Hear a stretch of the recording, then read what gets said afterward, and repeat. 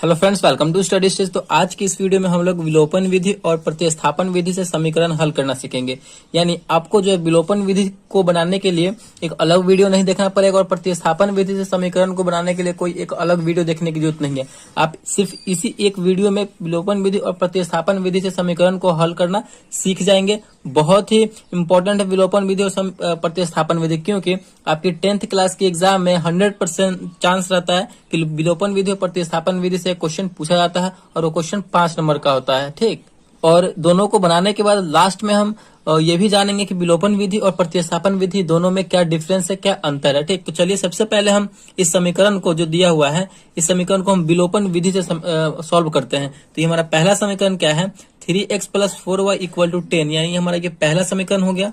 और ये दूसरा समीकरण है 2x - 2y = 2, यानी हमारा ये दूसरा समीकरण हो गया। और इस समीकरण को जो है हम किस विधि से बनाएंगे, तो विलोपन विधि से बनाएंगे। तो चलिए समझते हैं कि विलोपन विधि में हमें क्या करना होता है। देखिए, विलोपन विधि में जो है आपको कोई एक पद यानी एक टर्म जो है कैंसिल करना होता है। जैसे कि यहाँ पे दो वेरिएबल दिया गया, एक x वाला है और एक y वाला है, दो वेरिएबल है। तो किसी एक वेरिएबल को आपको यहाँ से लुप्त करना रहता है। विलोपन का मतलब क्या है, विलोपन कर देना यानी छुपा देना। तो हमें यहाँ से कैंसिल करना रहता है किसी एक वेरिएबल को, या आप x को कीजिए या फिर y को कीजिए। ठीक, कैंसिल आउट करना होता है। तो हम कैसे करेंगे, यहाँ पे 3x है, नीचे में 2x है, इसमें y वाले में 4y है और नीचे में 2y है। तो हमें कैंसिल आउट करने के लिए एक मतलब समीकरण जो वेरिएबल है वो सेम होना चाहिए। यानी यहाँ पे 3x है तो यहाँ भी 3x होना चाहिए कैंसिल करने के लिए। अगर इसमें 4y है, इसको कैंसिल करना y वाले को, तो यहाँ 4y है ना, तो यहाँ भी हमें 4y करना होगा। मतलब इस टाइप से हमें करना है। तो आप x और y दोनों में से किसी एक वेरिएबल को कैंसिल कर सकते हैं। तो चलिए हम यहाँ पे x वाले टर्म को कैंसिल करते हैं। देखिए यहाँ पे 3x है, यहाँ पे 2x, दोनों तो सेम है नहीं। तो हमें सेम करने के लिए क्या करना होगा कि जो ये वाला नंबर है इसको हम ऊपर में गुना कर देंगे और इसी नंबर से हम नीचे में गुना कर देंगे, तो दोनों सेम हो जाएगा। 3 से हम नीचे वाले पूरी समीकरण 2 में करेंगे तो 3 दूना 6x हो जाएगा, फिर पूरे में हो जाएगा। फिर 2 से करेंगे तो 3 में करेंगे तो 2 3 6, यानी हमारा ये यहाँ पे सेम हो जा रहा है। तो कैसे कर देंगे, इस 2 से हम समीकरण 1 में 2 से गुना कर देंगे और समीकरण 2 में हम 3 से गुना कर देंगे। आप समझ रहे हैं ना, बस इसी टाइप से आपको करना है। मतलब आपको ध्यान से समझते चलना है। तो गुना करेंगे तो समीकरण 1 में जो है ये 2 से पूरा में गुना हो जाएगा। तो गुना कीजिए, हमारा नया समीकरण बन जाएगा 3 दूना 6x प्लस है तो प्लस, फिर 2 से 4 में करेंगे तो 4 दूना 8y = 10 में 2 से करेंगे तो 10 दूना 20। हमारा ये समीकरण तीसरा बन गया, हमारा ये नया समीकरण बन गया। फिर 3 से इस पूरी समीकरण में होगा तो 3 दूना 6x, माइनस है तो माइनस, फिर 3 में 2 से करेंगे 3 दूना 6y, फिर = 3 में 2 से करेंगे तो 3 दूना 6। ये हमारा चौथा समीकरण हो गया, नया समीकरण बन गया। अब हम यहाँ पे देखिए एक टर्म बिल्कुल सेम हो गया, यानी वेरिएबल सेम है। 6x ऊपर भी है और 6x नीचे भी है, तो दोनों यहाँ पे कैंसिल हो जाएगा। तो चलिए यहाँ पे हम कैंसिल करते हैं। तो 6x प्लस में ऊपर भी और 6x नीचे में प्लस में है, तो इसको हम घटाएंगे तभी ना कैंसिल होगा। मतलब 6x में से 6x अगर घटेगा तो यहाँ पे 0 हो जाएगा, यहाँ पे कट जाएगा। तो यहाँ पे जैसे हम आप एग्जाम में लिखेंगे 10th क्लास के एग्जाम में, बोर्ड एग्जाम में, बिल्कुल उसी प्रकार हम बनाएंगे और जिससे कि आपको 5 में 5 नंबर मिल सके। तो यहाँ पे हम लिखेंगे समीकरण 3 और 4 को घटाने पर, समीकरण 3 और 4 को यहाँ पे हम घटाएंगे तो घटाइए 6x + 8y = 20 है हमारा तीसरा। चौथा है 6x - 6y = 6 है। तो इसे हम घटाएंगे, घटाइए। 6x प्लस में है और नीचे हम घटा रहे हैं तो माइनस का चिन्ह लगेगा, तो 6x यहाँ पे माइनस में हो गया, तो यहाँ पे ये कैंसिल हो जाएगा क्योंकि बराबर में कैंसिल हो जाएगा। देखिए नीचे वाले चिन्ह को हमेशा आपको देखते चलना है। आप यहाँ पे माइनस का चिन्ह हम क्या कर रहे हैं, तो घटा रहे हैं। तो माइनस यहाँ पहले से है, ऊपर वाले को नहीं देखना है, इसको देखना है। तो माइनस यहाँ पहले से है और हम माइनस कर रहे हैं, तो माइनस और माइनस मिलकर क्या होता है, तो प्लस होता है। तो अब हमारा ये दोनों जुड़ जाएगा, ऊपर वाला भी हमारा प्लस में हो गया, नीचे वाला भी हमारा प्लस में हो गया। ठीक, तो 8 और 6 को जोड़ेंगे तो हमारा हो जाएगा 14। y है तो y, घटा रहे हैं तो घटाइए। यहाँ पे प्लस का यहाँ पे चिन्ह है, माइनस है तो माइनस प्लस मिलकर होता है माइनस, तो घटाइए। 20 में से 6 जाएगा तो यहाँ पे हमारा बचेगा 14। तो y बराबर, y के वैल्यू निकालने के लिए क्या करना होगा, y को अकेला रखना होगा। तो y बराबर 14 तो अपने जगह पे है। अब 14 को गुना में है, बराबर को उधर जाएगा तो भाग में आ जाएगा, तो बट्टे में 14, 14/14 यानी 1। यानी हमारा जो है यहाँ पे y का वैल्यू निकल के चला आया, y = कितना आ गया, तो 1 आ गया। इस प्रकार हमारा y का वैल्यू निकल के आ गया। अब हम इसी y की मदद से समीकरण 1 में या फिर समीकरण 2 में y का वैल्यू रख देंगे तो हमारा x का वैल्यू भी निकल कर चला आएगा। तो चलिए हम समीकरण 1 में आप या फिर 2 में किसी में भी रख सकते हैं। तो समीकरण 1 में हम इस y का वैल्यू रखते हैं। तो चलिए हम समीकरण 1 में एक y का वैल्यू रखते हैं। y का हमारा मान निकल के आया है। तो यहाँ पे हम कैसे लिखेंगे, बजाबते से लिखेंगे समीकरण 1 में y का मान रखने पर। अगर आप इस प्रकार लिख के बनाएंगे तो बोर्ड में आपको बहुत ही अच्छे नंबर प्राप्त होंगे रखने पर। चलिए हमारा समीकरण 1 क्या है, 3x plus 4y equal to 10 है। तो हमें y का मान रखना है, यानी y के जगह पर 1 रखना है। तो यहाँ पे हो जाएगा 3x प्लस 4 और y के जगह पर 1 आया है तो 1 लिखेंगे बराबर 10। 3x प्लस 4 में 1 से गुना करेंगे तो 4 हो जाएगा बराबर 10। तो 3x बराबर क्या हो जाएगा, 4 प्लस में है, बराबर के उधर जाएगा तो माइनस में हो जाएगा। 10 तो अपने जगह पर है, ये ना उधर जा रहा है, तो प्लस है तो माइनस हो जाएगा, माइनस यहाँ पे 4 हो जाएगा। तो 3x बराबर क्या हो जाएगा, 10 में से 4 जाएगा तो बचेगा हमारा 6। तो x बराबर क्या हो जाएगा, 6 जगह पे है अपने। अब 3x को हम उधर भेज रहे हैं, यानी गुना में है, बराबर को हो जाएगा तो भाग में आ जाएगा, यानी 6/2। ये कटेगा तो कितनी बार में यहाँ पे, सॉरी 6/3 है, 3 है यहाँ पे, तो 3 आ जाएगा। तो 3 दूना 6 यानी 2, यानी हमारा फाइनली जो है x का मान आ गया 2, y का मान आ गया 1। तो विलोपन विधि से जो है फाइनली हमारा आंसर कितना आ चुका है, तो x बराबर 2 और y बराबर 1 हमारा फाइनल आंसर आ चुका है यहाँ पे। तो आई होप आपको विलोपन विधि बहुत अच्छे तरीके से समझ में आ गया होगा। तो हमें विलोपन विधि में करना क्या होता है कि आपको एक टर्म को, यानी एक वेरिएबल को आप x को कैंसिल आउट कर सकते हैं या फिर y को कैंसिल आउट कर सकते हैं। अगर हमें y को करना होता तो यहाँ पे हम क्या करते कि इसमें y वाले में, ऊपर वाले में 2 से गुना कर देते तो ये मिलकर हो जाता 4 दूना 8, और नीचे वाले समीकरण 2 में हम 4 से गुना कर देते, तो 2 में 4 से करते तो 8, हमारा ये दोनों बराबर हो जाता 8, तो इसको हम कैंसिल आउट कर सकते थे। आप x को कर सकते हैं या फिर y को कर सकते हैं। तो यही करना होता है हमें विलोपन विधि, यानी एक को विलुप्त करना होता है, छुपाना होता है। इसका नाम एलिमिनेशन मेथड है या फिर लुप्तीकरण विधि भी है। तो आई होप आपको विलोपन विधि से समीकरण को सॉल्व करना आ गया होगा। चलिए अब हम समझते हैं यहाँ पे प्रतिस्थापन विधि से समीकरण को हल करना। तो इसी क्वेश्चन को जो है हम प्रतिस्थापन विधि से सॉल्व करेंगे। 3x प्लस 4y बराबर 10 और 2x माइनस 2y बराबर 2। तो इसी समीकरण को हम प्रतिस्थापन विधि से सॉल्व करके देखते हैं कि हमारा वो वैल्यू सेम आता है कि नहीं x और y का। तो चलिए सॉल्व करते हैं। तो हमारा पे वही समीकरण है जिस समीकरण से हमने विलोपन विधि से सॉल्व किया है इसको। तो चलिए इसी समीकरण को प्रतिस्थापन विधि से सॉल्व करते हैं। 3x प्लस 4y बराबर 10 यानी समीकरण 1 हो गया। 2x माइनस 2y बराबर 2 यानी हमारा समीकरण 2 हो गया। तो विलोपन विधि में हमारा क्या था कि एक पद को हमें कैंसिल आउट करना होता था, यानी छुपाना होता था, ठीक। लेकिन प्रतिस्थापन विधि में वैसा नहीं है।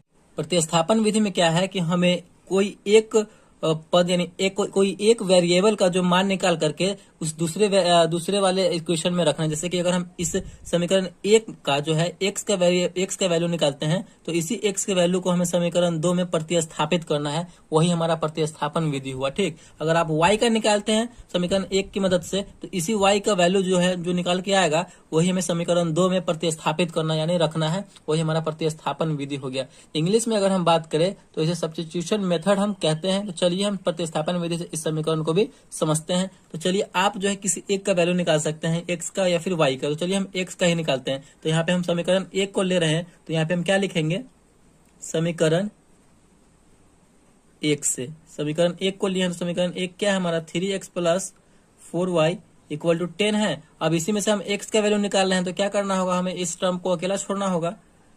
तो 3x बराबर क्या हो जाएगा, हम 4y को उधर भेज रहे हैं तो 10 तो अपने जगह पे है, हम उसको भेज रहे हैं उधर, तो ये प्लस में है, उधर जाएगा तो माइनस में हो जाएगा 10 माइनस 4y। तो x का वैल्यू निकालने के लिए x को अकेला रखना होगा, तो 3 गुना में है, बराबर को उधर जाएगा तो भाग में हो जाएगा, तो हो जाएगा हमारा 10 माइनस 4y बटे में 3 आ जाएगा, ठीक। अब हमारा यहाँ पे x का वैल्यू यहाँ पे ये निकल के चला आया। अब इसी x के वैल्यू को हम समीकरण 2 में x के जगह पर पुट कर देंगे। तो हमें क्या लिखना होगा आगे, तो हमें यहाँ पे लिखना होगा समीकरण 2 में x का मान रखने पर। समीकरण 2 में हम इस x का मान रखेंगे। तो चलिए समीकरण 2 हमारा क्या है, 2x minus 2y equal to 2 है। अब इसी x के जगह पे हम ये वाला वैल्यू रखेंगे, ठीक, ये वाला मान रखेंगे। तो रखिए यहाँ पे हम रखेंगे तो क्या हो जाएगा, 2x के जगह पर रखेंगे ये हमारा 10 माइनस 4y बटे में 3 माइनस 2y बराबर 2। इसे हम सॉल्व कर देंगे तो यहाँ पे हमारा सिर्फ एक y वाला टर्म बच रहा है, तो हमारा y का वैल्यू यहाँ से निकल के चला आएगा। ठीक, इसी प्रकार आपको करना है, बस आप समझते चलिए कि किस टाइप से बन रहा है, किस तरीके से ये बन रहा है। ठीक, तो चलिए गुना कीजिए, यानी इस 2 से हम इस पूरे वाले में ऊपर वाले में गुना हो जाएगा, तो 10 में 2 से करेंगे तो 10 दूना 20 माइनस 4 दूना 8y बटे में 3 माइनस 2y बराबर 2। इस 2y के नीचे कुछ भी नहीं है, तो इसका मतलब क्या 1 है, तो हम 3 और 1 का एलसीएम लेंगे तो हमारा कितना होगा, 3 और 1 का एलसीएम तो 3 ही होगा। तो 3 1 का एलसीएम हो जाएगा हमारा 3, 3 से 3 कैंसिल हो जाएगा एक बार में, तो 20 माइनस 3 से 3 एक बार में कैंसिल होगा तो 8 कम 8 यानी 8y माइनस 3 दूना 6y बराबर 2। चलिए ये आपको समझ में आया, तो नहीं आया होगा तो कमेंट में बताइएगा, हम आपको कमेंट का रिप्लाई करके बता देंगे। चलिए यहाँ पे देखिए अब 20 माइनस 8y और माइनस 6y, तो माइनस 8y और माइनस 6y मिलकर कितना हो जाएगा, तो माइनस 14 हो जाएगा कि 8 और 14, और y है तो y, माइनस में था तो माइनस में लगा देंगे, बटे में 3 है तो 3 बराबर 2। ठीक, उसके बाद क्या होगा, उसके बाद देखिए इस 3 को हम उधर भेज देंगे क्योंकि ये भाग में है, बराबर को उधर जाएगा तो गुना में हो जाएगा, तो 20 माइनस 14 y बराबर 2, और भाग में है बराबर को हो जाएगा तो गुना में, तो 3 गुना हो जाएगा 6। तो यहाँ पे हम y का वैल्यू अब आराम से निकाल लेंगे, तो माइनस 14 y बराबर इस संख्या वाले को संख्या वाले के साथ रखेंगे तो 20 इधर है, प्लस में है बराबर को हो जाएगा, तो माइनस में 6 अपने जगह पे है तो माइनस 20 हो जाएगा। तो यहाँ पे देखिए माइनस 14y बराबर क्या हो जाएगा, माइनस 14, क्योंकि 6 में से 20 घटे, कम में से ज्यादा घट रहा है तो यहाँ पे माइनस में आंसर आएगा। तो माइनस इधर भी है माइनस इधर भी है, बराबर के दोनों ओर माइनस है तो माइनस माइनस कैंसिल हो जाएगा। तो यहाँ से हमारा y का वैल्यू निकल के चला आएगा, y बराबर, y का वैल्यू निकालने के लिए मैं y को अकेला रखना होगा, तो 14y है तो y बराबर क्या हो जाएगा, 14 तो अपने जगह पर, इस 14 गुना में लगा हुआ है, बराबर के हो जाएगा तो भाग में हो जाएगा, 14 बटे 14 कितनी बार में कटेगा, 14 से भाग देंगे तो एक बार में कटेगा। तो यहाँ पे हमारा फाइनली जो है y का मान निकल के चला आया। तो y का मान जैसे ही निकल के आया है तो हम समीकरण 1 में 2 में या फिर किसी में भी रख देंगे तो हमारा x का मान भी निकल के चला आएगा। ठीक, तो यहीं पे आपको सॉल्यूशन उसका बना के दे रहे हैं। समीकरण 1 में यहाँ पे लिख सकते हैं आप, समीकरण 1 में y का मान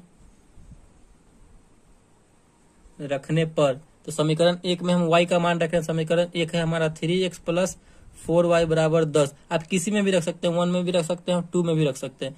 तो चलिए 3x प्लस 4, y की जगह पे क्या रखेंगे, 1 रखेंगे क्योंकि y का मान हमारा 1 आया है, इक्वल टू 10।